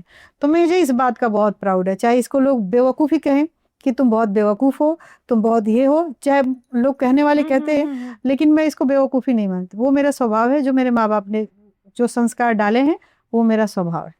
तो मुझे बहुत प्राउड है। प्राउड ये फील करती हूँ कि मेरे पास इतना सुंदर अच्छा बेटा, संस्कारी बेटा है मेरा। मुझे बहुत प्राउड फील होता है। आज के डेट में इस एज के बच्चों की माएँ रो रही हैं कि मेरा बेटा बात नहीं सुनता, मेरा बेटा ये करता है, मेरा, मुझे ये सब चीज़ों को फेस नहीं करना, इसके लिए भी प्राउड फील होता है। मतलब ग्रैटिट्यूड है, उसको यही बोलेंगे कि मतलब भगवान की कृपा है। हमारे भाई बहन मेरे बहुत अच्छे हैं, इसके लिए भी प्राउड कि वो एक आवाज़ पे खड़े होते हैं कि मेरी दीदी को सोचना माँ, दीदी हम लोग हैं। इसके लिए भी प्राउड फील होता है कि इतनी अच्छी फैमिली भगवान ने मुझे दिया है। तो प्राउड फील करने के लिए बहुत सारी चीज़ें हैं। हमारा सर्कल है, हमारे दोस्त हैं, हमारे जो दिल से बनाए हुए रिश्ते हैं, वो सब खड़े होते हैं हमारे लिए, कहते हैं सोचना मत, हम लोग हैं, हम लोग आ जाएंगे, हम लोग कर देंगे। तो ये प्राउड ही फील करने वाली बात है ना। क्या लोग कहते हैं कि किसी के पास 2 लोग जाने वाले नहीं होते हैं, मेरे पास बहुत सारे लोग हैं जो मेरी एक आवाज़ पे, मेरी एक परेशानी पे दौड़ के आने वाले हैं। ये सब तो प्राउड ही फील करने वाला है। इसके लिए भगवान यूनिवर्स को थैंक यू कि उन्होंने इस तरह की जिंदगी मुझे दी है और ऐसे लोगों के बीच में रखा है। बात वो भी होती है कि हम अगर किसी को अपना कुछ देते हैं ना, तभी हमारे पास वो हाँ हाँ बिल्कुल। तो आपने भी बहुत कुछ, अपना वक्त है, अपना रिस्पेक्ट है, अपना सब कुछ वैसा है, तभी आपको भगवान लौटा के दे रहे हैं। वही बोले ना, औरों को फूल दिए जिसने, उसके भी हाथ महकते हैं। तो वही बात है कि जो अगर आपने जो किया, मतलब कई लोग मुझसे कंप्लेन करते हैं, यार पैसा बहुत खराब चीज होती है, जिसको दो कभी काम ही नहीं आता है, रिश्ता खराब हो जाता है। तो मैं कहती हूँ ठीक है, जिसको दिया वो काम नहीं आया। ये बताओ तुम्हारा काम कोई रुका? बोला नहीं। तुम्हारी जिंदगी में कोई चीज ऐसी हुई जो नहीं होगा? हमें कैसे हुआ? वो तुमने जो दिया ना, वो कर्म का हुआ, वो कर्म तुम्हारे पास आया। कोई तीसरा चौथा जो आया ना, उसी कर्म के आधार पे आया, और कुछ नहीं आया। तो भगवान चमत्कार करते हैं। मेरी लाइफ में तो चमत्कार ही चमत्कार है, बहुत चमत्कार है मेरे जीवन में। सफलता के मायने आपकी नजर में क्या है? मेरी नजर में सफलता असफलता के मायने में, चाल चले सादा निभे बाप दादा। फिर से वापस से रिपीट, चाल चले सादा निभे बाप दादा। मतलब आपके पास सफलता है तो भी, असफलता है तो भी, आप ऐसे रहें कि लोगों को पता ना चले कि आपके पास बहुत आ गया है और आपके पास से बहुत चला गया है, क्योंकि सफलता रोज तो आपकी लाइफ लॉन्ग तो आपके जीवन की चीज नहीं है, नहीं। असफलता भी लाइफ लॉन्ग रहने वाली चीज नहीं है। जैसे सुख दुख के साथ है तो उसी तरह सफलता असफलता है। तो वो असफल आप हुए हैं तो असफल भी होंगे, असफल हुए हैं तो सफल भी होंगे, तो परमानेंट तो आपके जीवन में कुछ भी रहना नहीं है। तो इसीलिए बोला जाता है कि ऐसा रहिए जीवन में कि बहुत है तो भी, नहीं है तो भी किसी को पता नहीं चला। आपका व्यवहार वैसा ही रहे कि लोग कहे कि अरे यार इसके पास बहुत है, था तभी ऐसा ही था, नहीं है तो भी ऐसा ही है। उसको फर्क नहीं महसूस हुआ कि आपके पास बहुत का है, बहुत आपने नाम कमाया, बहुत पैसा कमाया, तो भी आप भी वैसे ही थे, और आज नहीं है तो भी, तो आपकी इज्जत आपसे होगी, आपके सफलता असफलता से नहीं होगी। तो मेरा तो ये है भाई मैं बहुत बड़ी बात है। एक कहावत भी मैंने दोबारा रिपीट इसलिए करवाई क्योंकि मैं पहली बार सुन। अच्छा, नहीं हमारे माँ पापा हमेशा बोलते थे। तो ये है चाल चले सादा, निभे बाप दादा। मतलब अंत तक आपके पास आपका व्यवहार, आपका जो रहने सहने का बात व्यवहार जो है वही काम आएगा। आपकी इज्जत आपसे होगी, ना कि आपके सफलता असफलता और आपके पैसे से होगी। सोशल मीडिया का जमाना भी बहुत चल रहा है और आपके फॉलोअर्स भी बहुत ज्यादा, कि जो लोगों का होता है कि भाई इतने फॉलोअर्स, हमारे इतने फॉलोअर्स होने चाहिए, या फिर जिनके फॉलोअर्स हैं उनकी कास्टिंग हो रही है, उनका एक अलग अपनी कास्टिंग हो रही है, या उनको काम मिल रहा है, या जो कुछ भी है। तो ये फॉलोअर्स जो ज्यादा होने से जिंदगी में कोई फर्क पड़ता है? देखो मैं सच बताऊं तो मैं उसको अपने लाइफ में कोई जगह नहीं दी है। बस वो समझो कि टाइम पास है, कि कोई अच्छे फोटो आए पोस्ट कर दिया, कुछ रील अच्छा लगा बनाया डाल दिया। वो मेरे लिए लाइफ का हिस्सा नहीं है, मेरे प्रोफेशन का भी हिस्सा नहीं है। बस वो एक ऐप आया है, जैसे फेसबुक है, यूट्यूब है, व्हाट्सएप है, वैसे वो है। तो बस कुछ रील अच्छे लगे बनाए डाल दिए, कुछ गाने अच्छे लगे फोटो डाले, लेकिन वो मेरा लाइफ का पार्ट नहीं, पार्ट इन द सेंस कि इम्पोर्टेंट नहीं है मेरे लिए, है तो भी, नहीं है तो भी। लेकिन आजकल जो ये कास्टिंग्स हो रहे हैं वो देख के भी हो रहे हैं। आप इंस्टा आईडी भेजिए, आपके फॉलोअर्स कितने हैं। आजकल जो इन्फ्लुएंसर्स हैं, यूट्यूबर्स हैं, उनकी कास्टिंग हो रही है, वो स्टार बन जा रहे हैं, वो काम कर रहे हैं। तो चलो मैं एक पॉइंट पे ये भी बोलूंगी कि वो भी गलत नहीं है, क्योंकि हर कोई मार्केट में बैठा है अपनी चीजों को प्रमोट करने के लिए, कमाने के लिए। तो कमाएगा नहीं तो फिर अगला काम कैसे करेगा? तो गलत कोई भी नहीं है, वो देखने का अपना नजरिया है कि किस नजरिए से आप देख रहे हैं। लेकिन मेरे लिए वो बहुत इंपॉर्टेंट नहीं, उससे मेरा कोई करियर का ग्राफ और मेरा करियर या मेरा परफॉर्मेंस, उससे कोई मतलब तुलना नहीं है, उससे कोई लेखा जोखा मेरा नहीं। लेकिन अगर रीना रानी आज एक्टर नहीं होती तो क्या होता? शायद मैं आईपीएस होती। आपको इंटरेस्ट था उधर? हाँ था, मैं प्रिपरेशन भी मैंने किया। मैं तो बताया ना, मैं टॉम बॉय जैसी थी, शॉर्ट हेयर, जूता, sports shoe, jeans T shirt पहनना, एकदम लड़कों की तरह मारपीट करना, बाइक चलाना, ये करना वो करना, बहुत ये सब किया मैंने। लेकिन आईपीएस का मुझे पुलिस की वर्दी, आईपीएस की वर्दी बहुत अभी भी अट्रैक्ट करती है। हाँ मुझे बहुत पसंद था कि मैं मतलब आईपीएस बनूं, और मतलब सेवा भाव है ना अंदर, तो उसके बहाने भी अगर आपके पास पावर होता है तो सेवा भाव और अच्छे से कर सकते हो। एंड में आपने अपने दिमाग का राज सुन के दिल का सुना फिर? हाँ मैंने बोला ना कि 6th क्लास में क्लियर हो गया। बाद में पता नहीं था ना रास्ता किस तरफ जाएंगे हम लोग। उस समय तो दूरदर्शन के अलावा कुछ था नहीं, रास्ते मिलते चले गए और मेरी पसंद की चीजें होती चली गई। मैं यहाँ तक जो भी थोड़ा बहुत किया है तो यहाँ तक पहुंच गई। अगर नहीं होती तो शायद मैं आईपीएस होती। लेकिन डिसीजन तो दी वो 12th के बाद ही होता है। हाँ 12th के बाद ही होता है, लेकिन 12th के बाद ही मैंने तैयारियां की, ग्रेजुएशन में ही किया। लेकिन मेरा उस समय मैं थिएटर रिहर्सल करने जाती थी ना, तो आके पढ़ती भी थी और रिहर्सल भी करती थी। लेकिन मेरे अंदर था, वैरायटी में पूछोगी तो एक्टिंग ही था। ये सेकेंडरी हो गया फिर बाद में मेरे। जिस समय लगा कि एक्टिंग बहुत अच्छी है, ये करना है, तो उस समय तो रास्ते नहीं थे ना अपने पास, तो करना तो नौकरी ही थी, तो आईपीएस बनना था। लेकिन जब चीजें क्लियर होने लगी तो फिर वो सेकेंडरी हो गई, ये बाकी प्रायोरिटी पे आ गई। आपकी पसंदीदा एक्टर एक्ट्रेस भोजपुरी फिल्म में कौन है? भोजपुरी में तो निरहुआ जी हैं जी, खेसारी जी भी हैं, क्योंकि खेसारी जी ने बहुत मेहनत किया है अपने क्राफ्ट पे, और आज इस मुकाम पे हैं। और निरहुआ जी हैं, और एक्ट्रेस में आम्रपाली है। आम्रपाली बहुत अच्छी एक्ट्रेस है, कैरेक्टर को समझना, कहानी समझना और काम करना, बहुत सेंसिबल लड़की है। और उस समय कहें तो अक्षरा भी अक्षरा। बहुत अच्छी एक्ट्रेस है। होने को तो मुझे सब कैरेक्टर के हिसाब से जिसको जो मिलता है अच्छा प्ले करते हैं, लेकिन अगर चॉइस पूछा जाता है तो चॉइस में जो एक हाँ पसंदीदा होता है हाँ इंसान हाँ कि हाँ भाई उनके साथ हमने काम किया होता है। जैसे हम्म आप हमारे सामने बैठी हैं, आपको मैं जानती हूँ, तो हम्म आपकी वाइब्स अगर मेरे से मैच कर रही, वाइब्स की भी बात होती है थोड़ी वाइब्स तो सी। मेरी बहुत सबसे मैच होती है। अगर नाम गिनाना शुरू करूँ, रितु सिंह से भी मेरी वाइब्स मैच होती है, ऋचा दीक्षित से भी मैच होती है, काजल लखवानी से भी मैच होती है। और कुछ नाम बताओ मेरे, पाखी फाकी हेगड़े से भी बाकी मेरी है, रानी आम्रपाली और चटर्जी। अक्षरा से, हाँ रानी से भी है, संजना से भी है। मेरी वाइब्स सबसे मैच हो जाती है और हम लोग बैठ के घंटों बात कर लेते हैं जब सेट पे खाली रहते हैं तो। तो अभी जो भोजपुरी में हिंदी से उठ के लोग जो एक दो लोग जा रहे हैं, तो वो हिंदी से उठ के भोजपुरी में जा रहे हैं। हाँ जैसे एक्ट्रेस में ही जा रहे हैं, जैसे हम्म, अभी खेसारी लाल यादव जी के साथ में काम किया था आकांक्षा पुरी। आकांक्षा, हाँ हाँ तो फिर इनका थोड़ा नहीं वो नहीं, अंजलि बहुत पहले से हिंदी वाले लोग भोजपुरी में आए हैं। नहीं नहीं, हाँ अभी वो तो पहले से आए हैं, हाँ पर अभी ये जो लोग हैं ना, इनका थोड़ा सा वो अलग हो जाता है। जैसे भोजपुरी के कलाकारों को ये लोग बोल देते हैं कि उनके जैसा तो हमारा काम नहीं, हमारा अपना अलग है। कुछ नहीं अलग होता है। मैंने क्या बोला कि आप वहां भी एक्टिंग ही करने जाओगे, या मैं हिंदी करूं, भोजपुरी करूं, बांग्ला करूं, पंजाबी करूं, मराठी करूं, एज एन एक्टर ही जाऊंगी ना, अपना परफॉर्मेंस ही देने जाऊंगी ना। तो ये फील्ड जो बांट, ठीक है, एक फील्ड में कोई ज्यादा काम कर गया तो उसका नाम उसमें हो गया, यही बात होती है। अदरवाइज काम तो आप वही करने जा रहे हो जो आप हिंदी में कर रहे हो, भोजपुरी में कर रहे हो, वही बांग्ला में करने कर रहे हो, काम तो वही करने जा रहे हो। तो ये बहुत अलग अलग नहीं करना चाहिए।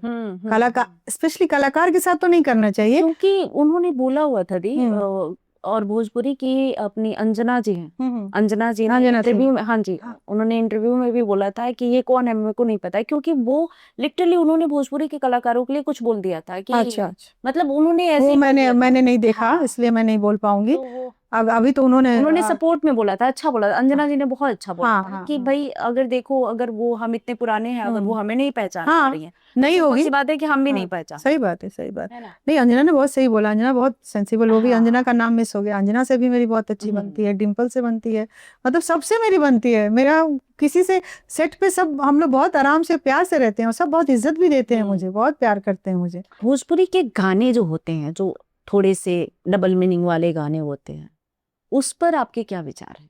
ये बंद हो जाना देखो चाहिए हाँ, प्रॉपर? मैं बता रही हूँ, ये जो डबल मीनिंग वाले गाने हैं वो हिंदी में भी हैं, ऐसा नहीं है कि हिंदी में नहीं है।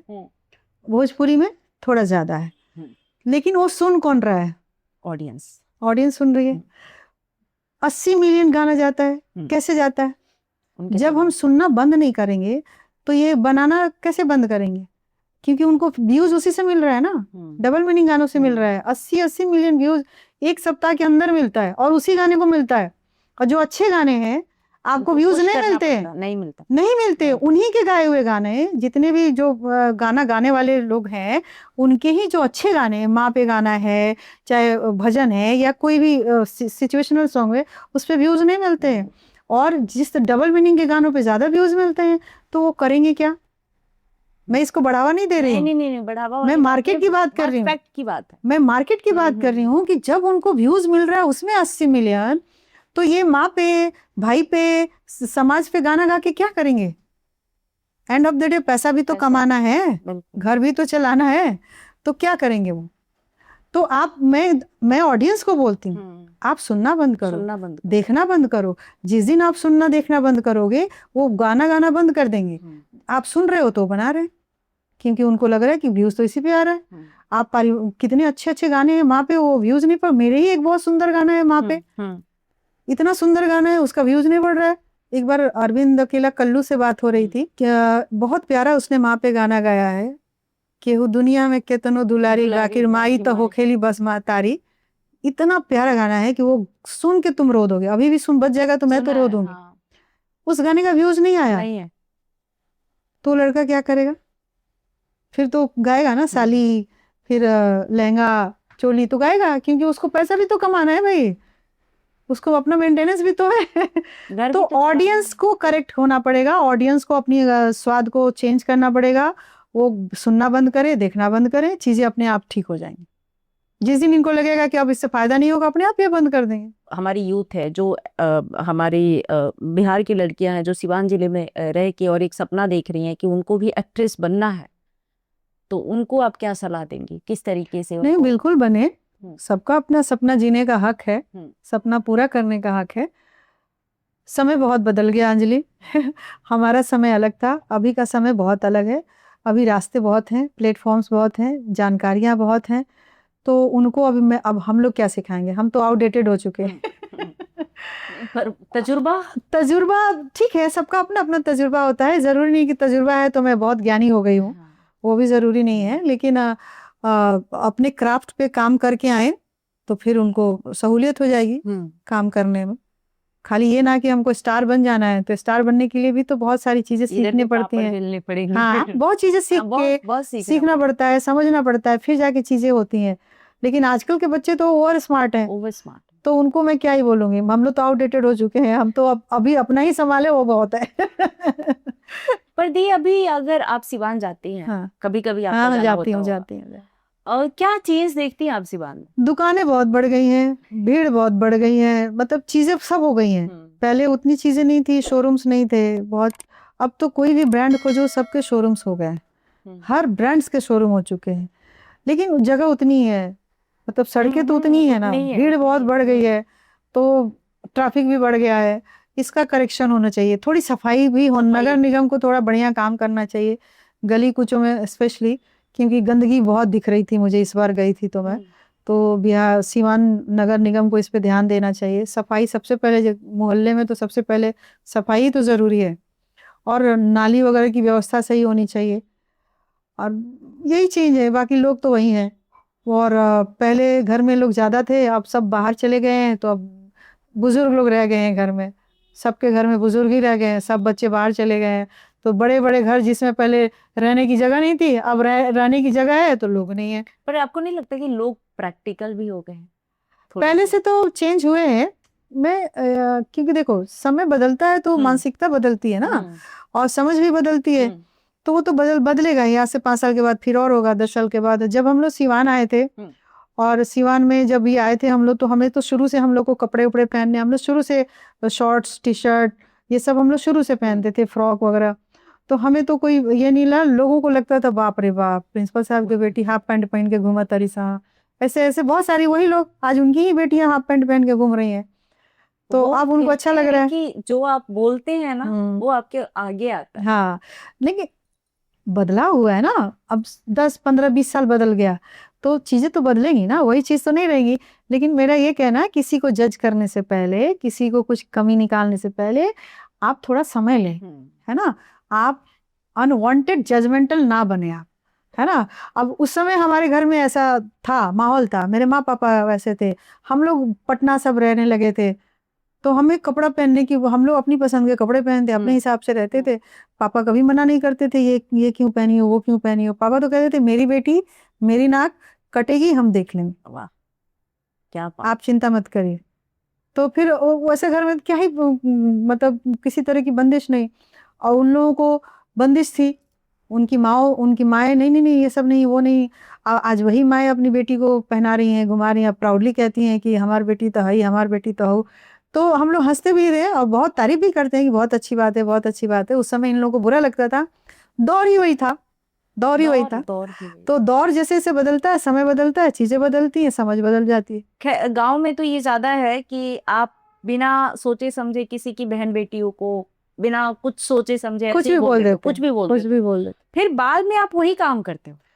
और आपको नहीं पता ना कि आपके परिवार में जो बच्चे हैं आगे जाके क्या करेंगे। आपने कुछ टेकन फॉर ग्रांटेड तो नहीं ले सकते ना, ऐसा तो नहीं है। अब बच्चे बाहर जा रहे हैं, कुछ भी कर सकते हैं ना, उनकी भी तो लाइफ है। तो आप दूसरे के बच्चों में जजमेंटल हो जाते हैं, अपने बच्चों में प्रोटेक्टिव हो जाते हैं, अपने बच्चों के लिए प्रोटेक्टिव हो जाते हैं, दूसरे के बच्चों के बारे में जजमेंटल हो जाते हैं। आप नहीं जानते कि आपका बच्चा आगे जाके क्या करेगा, तो आप क्यों अभी इन सब चीजों में पड़ रहे हैं।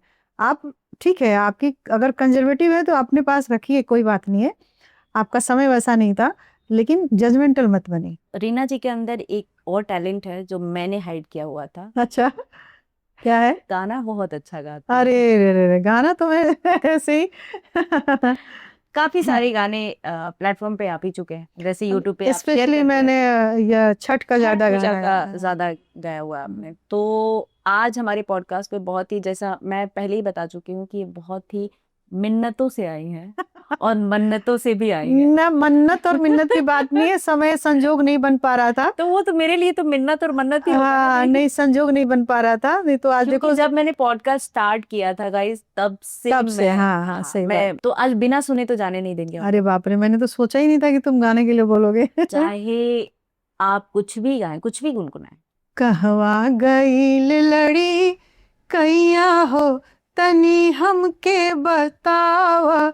कहवा गईल लड़ी कैया हो, तनी हमके बतावा। अंगना देखनी हाँ। ओ सरवा में देखनी, जाके बाग बगीचा में देखनी। ना मिलल कोनो ठैया हो, तनी हमके बतावा। कहवा गईल लड़ी कैया हो, तनी हमके बतावा। कहे तो से सजना,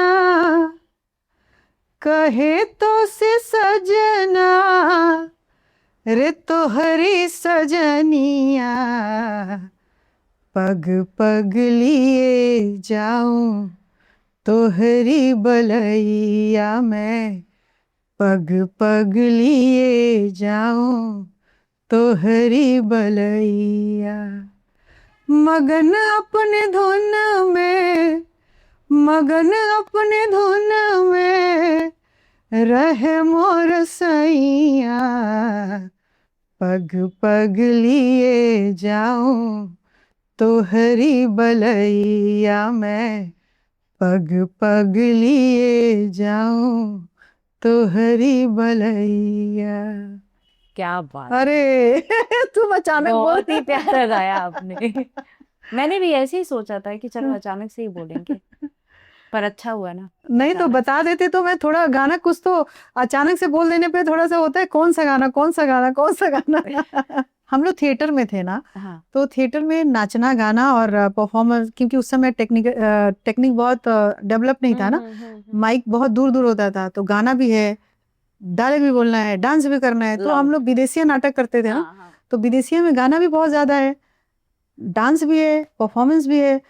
तो सुर का थोड़ा ज्ञान, मतलब होता है ना, गॉड गिफ्टेड इसको मान लो, मतलब गॉड गिफ्टेड ही इसको कहेंगे कि थोड़ा ज्ञान है। भले मेरा वो सब गड़बड़ हो जाए, लेकिन सेंस है थोड़ा, तो उसमें मैं काम चल जाता है मेरा। और रीना जी से हम पूछेंगे कि टाइमलेस टील्स विद अंजलि के साथ आपको बातचीत करके कैसा लगा? फन, मस्ती, मजाक, एकदम बढ़िया से तारीफ सब कुछ। बढ़िया से तारीफ क्या करना है, जो जेन्युइन है वही बोलूंगी मैं, कि मजा आया। लगा ही नहीं कि मैं पॉडकास्ट में बैठी हूँ। काफी फ्रेंडली, बहुत होमली और काफी लाइवली बातचीत हुई, जिसमें लग ही नहीं रहा है कि हम लोग कुछ Shoot पॉडकास्ट कर रहे हैं, स्पेशली कुछ ऐसा वैसा। बहुत लाइवली हम लोग बातचीत कर रहे हैं। और जो तुमने छोटी छोटी चीजें मेरे बारे में बताई, अच्छा लगा। और काफी लंबा मैंने बोला, वो भी तुमने ध्यान से सुना, वो भी अच्छा लगा। तो बहुत बहुत अच्छा लगा, बहुत अच्छा लगा। और मेरा बेस्ट विशेस है कि तुम्हारे चैनल को लोग देखें, सब्सक्राइब करें, कमेंट करें, शेयर करें। और फिर हम दोबारा मिलें तो कुछ अलग बढ़िया और हाँ। अंदाज में मिलें और अच्छे से और पॉडकास्ट करें। बहुत बहुत धन्यवाद थैंक यू। आपका। ओकरा से पहले हम दीदी के साथ वो गाना गाए, पक्का। और गाना ईबा भरत शर्मा जी के हम्म।